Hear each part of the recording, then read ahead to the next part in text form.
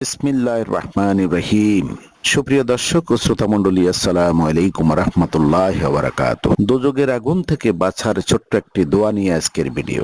আরবি ও বাংলা উচ্চারণ দেখে অতি অল্প সময়ের মধ্যে দোয়াটি শিখে নিতে পারেন, তাই ভিডিওটি না টেনে সম্পূর্ণ দেখার অনুরোধ করছি।